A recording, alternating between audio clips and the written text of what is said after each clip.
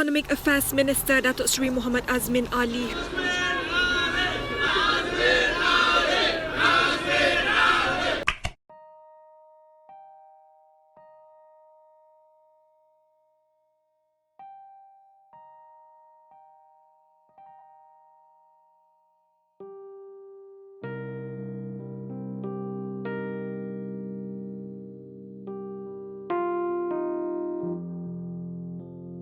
May 9th, 2018, BN UMNO lost the elections. Malaysia rejoiced. Anwar was pardoned and released by the Agong. Mahathir promised to be Prime Minister for 2 years before handing the reins to Anwar. As for Azmin, he became the Minister of Economic Affairs. Things were looking bright until June 9, 2018, just a month after the elections. Loshana Keshaga of The Star reported, quote, Dr. Mahathir acknowledged that 2 years was the initial decision, but this was not set in stone. The report continued. Mahathir said, quote, It is a suggestion, but we are not fixed on this. It could be earlier or even later. In the short term, I want to overcome the problems we are facing now. The report, however, stated, quote, However, he was quick to reiterate that Anwar would be his successor. Meanwhile, rumors to destabilize the newly elected government were whispered. August 2nd, 2018, a supposed voice recording of Anwar lambasting Azmin surfaced. Sebab tu I suruh Rafizi lawan Azmin. Sebab ni Azmin dah jadi baruah pada Mahathir. Ni pasal apa? Dulu dia tuduh saya liwat. Dia jangan lupa. Tension. PKR President Anwar supports Rafizi to fight Azmin. So, Anwar sides against Azmin, and Azmin sides with Mahathir. Right. How convenient. It just so happened that this rumor surfaced right before PKR's internal party election between Rafizi and Azmin for the post of Deputy PKR President. Either way, no one bought it, so the ante had to be upped. February 7th, 2019, Free Malaysia Today reported rumors of Mahathir's ministerial cabinet reshuffle. The thing about rumors is, it's volatile. You can interpret it however you want. The worst case scenario, should the rumor be true, was that Azmin was going to become Deputy Prime Minister and Mahathir would not let Anwar be Prime Minister. Anwar was unfazed. Besides, there was no cabinet reshuffle in the end. All this while, Azmin instilled confidence in the newly elected government. Azmin was good for now. So if rumors failed, up the ante a third time. June 12th, 2019, a homosexual sex scandal surfaced. Saya Haziq Aziz. Dengan ini saya membuat pengakuan bersumpah bahawa sayalah individu bersama Azmin Ali dalam video yang telah viral semalam. Video tersebut telah diambil tanpa kebenaran saya. Saya menggesa SPRM untuk menyiasat Azmin atas tuduhan korupsi. Dia bukanlah individu yang layak menjadi seorang pemimpin. Here we go again. If not Azmin's prosecution, then Azmin's resignation. The Malaysian public was disgusted. None of us believed it. However, here came a misstep. Malaysia Kini, July 17, 2019. Anwar did suggest that Azmin should resign if a sex video implicating him was proven to be authentic. To which Azmin replied, "Why not you look yourself in the mirror?" Was there something brewing in Azmin? Even if there was, we missed it. There was one bigger problem. That problem was named Mahathir Mohamad. Remember what Mahathir said? The 2-year stint is a suggestion. We should have seen it coming. We should have seen it coming since the Kajang move at 2014. You can write and read UMNO's history because it keeps repeating itself. In 1997, when Surat Layang and when repeatedly you hear people close to Mahathir making allegations and attacks on Anwar Ibrahim, you know something is brewing. In 2007 and 8, when you hear Mahathir complaining about everything about Tun Abdullah Badawi, about his sleeping habit, you know that something is going to happen. Because that's just Mahathir. He likes to write poison letters. Since he was young, daripada zaman Tunku, he writes poison letters. Dulu tak ada blog, so he writes poison letters. Nowadays with blog, so he writes at the blog. And then this is echoed by a coterie of people around him. And when you realize more and more UMNO people beginning to echo that, you know something is brewing. October 23rd, 2019. Azmin Ali said this.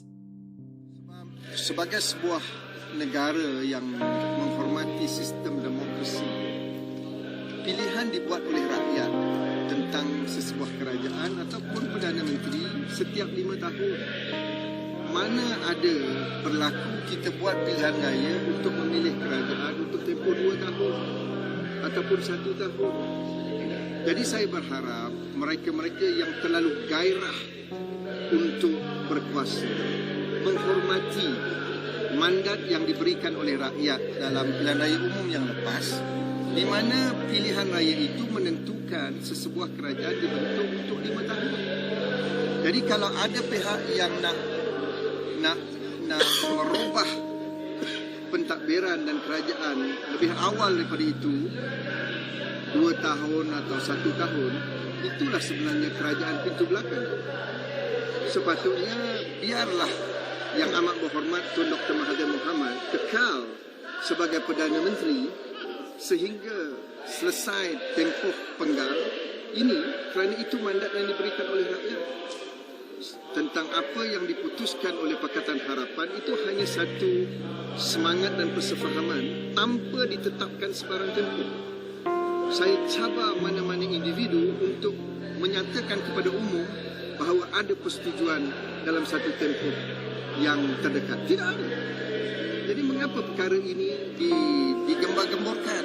Saya minta media baik yang selalu menjolok-jolok pemimpin untuk memberi komen, hentikan, kerana ianya akan menjejaskan ekonomi negara. Terlalu banyak. October 24th, 2019, the very next day, a bunch of opposition MPs echoed Azmin. And when you realize more and more UMNO people beginning to echo that, you know something is brewing. Mastura Muhammad Yazid, BN UMNO Member of Parliament for Kuala Kangsar, said, kestabilan dan kesinambungan satu kepimpinan itu harus ada. Jadi buat masa ini Tun Mahathir adalah Perdana Menteri kita. Saya mendengar suara rakyat dan rakyat mahu satu kestabilan sehingga PR15. Abdul Rahman Muhammad, BN UMNO Member of Parliament for Lipis, said, kalau kita menjadi negara yang tidak stabil, maka rakyat yang memberi kesan. Kita perlu menyokong Perdana Menteri yang ada. Muhammad Shahar Abdullah, BN UMNO Member of Parliament for Paya Besar, said, kita harus memberi ruang kepada pimpinan sedia ada supaya meneruskan sehingga mereka membubarkan parlimen. Kerana apa? Sekiranya berlaku backdoor, ia sebenarnya tidak akan memberi keuntungan kepada negara. Ahmad Nazlan Idris, BN UMNO Member of Parliament for Jerantut, said, sekarang ni bukan masa untuk berpolitik lagi. Kita fokus kepada agenda pemangkukan rakyat. Kalau bertelagah tak ketentuan dari segi kepimpinan negara, pelabur akan lari, ekonomi kita akan terus merudung, rakyat akan jadi.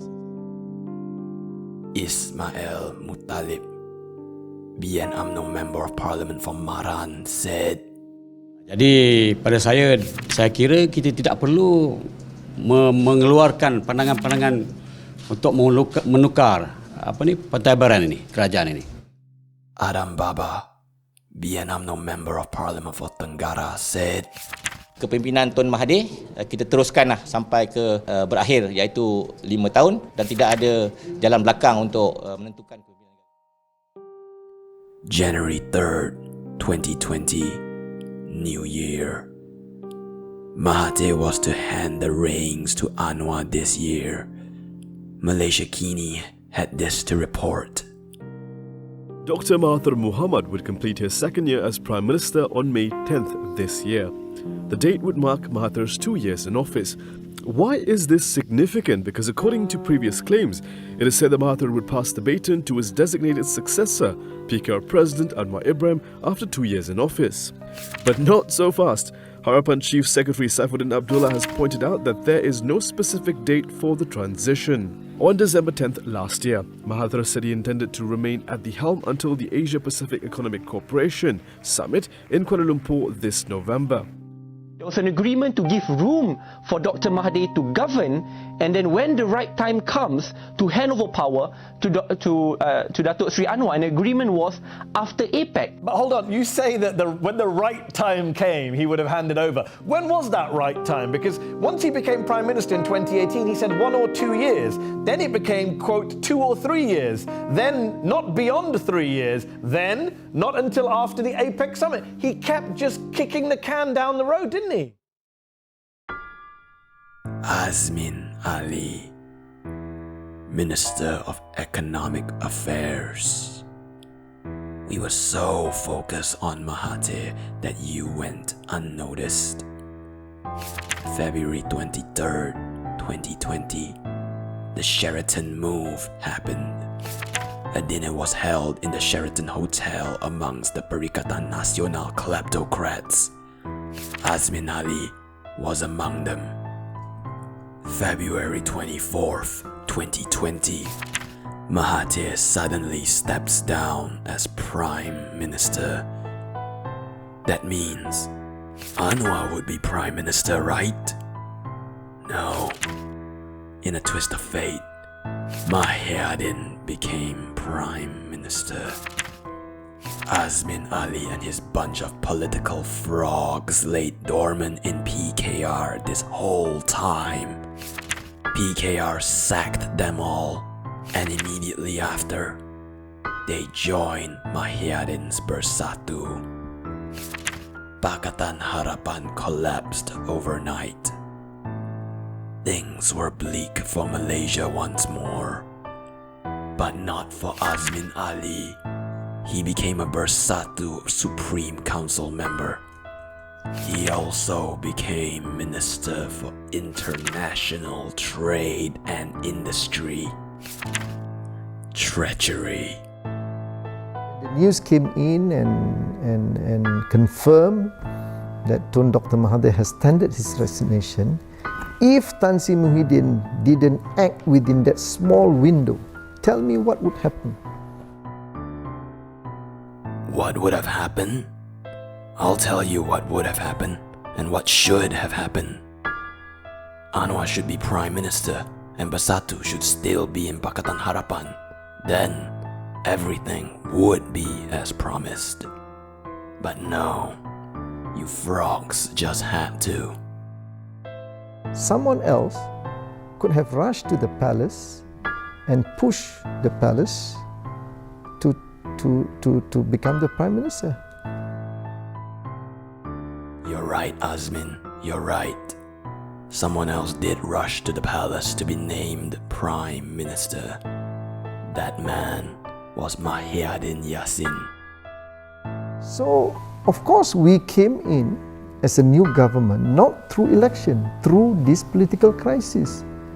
But that crisis came about because this man tendered his resignation. If he didn't tender his resignation on Monday, I can assure you, he is still the Prime Minister with bigger majority. Oh, so it's true then. You intended to keep Dr. Mahathir as the Prime Minister. You never cared about the people and the promises you made. Promises means nothing. Elections means nothing. Democracy means nothing.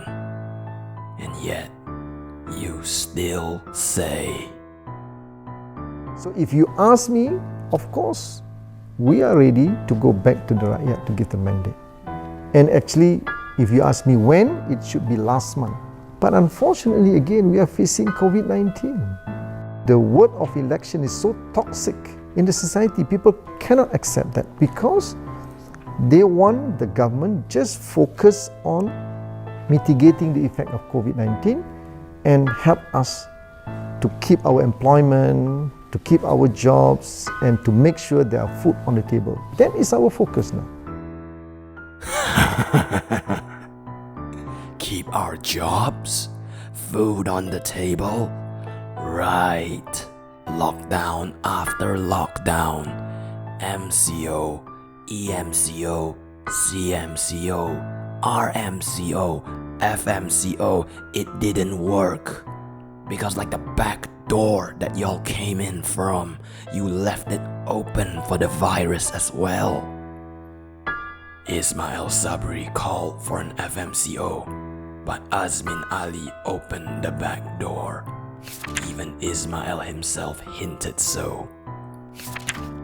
World of Buzz reported Azmin Ali allowed 1.57 million people to work during the FMCO lockdown. That's 1 in every 20 Malaysian. And what do you know? COVID-19 cases only rose higher and higher and higher. Calls for Azmin Ali's resignation grew on change.org. Ladies and gentlemen of the jury, Season 1 is themed Perikatan Nasional is Barisan Nasional. But Azmin Ali never supported Barisan Nasional, right? Malaysia Gazette reported this last piece. Dalam pilihan raya yang lepas, PH menang di sini. BN kalah. You tahu sebab apa PH menang? Sebab dulu kita semua dalam PH. Hari ini kita datang balik. Kita nak beritahu, jangan sokong PH, sokong Barisan Nasional. Res ipsa loquitur. Let the evidence speak for itself.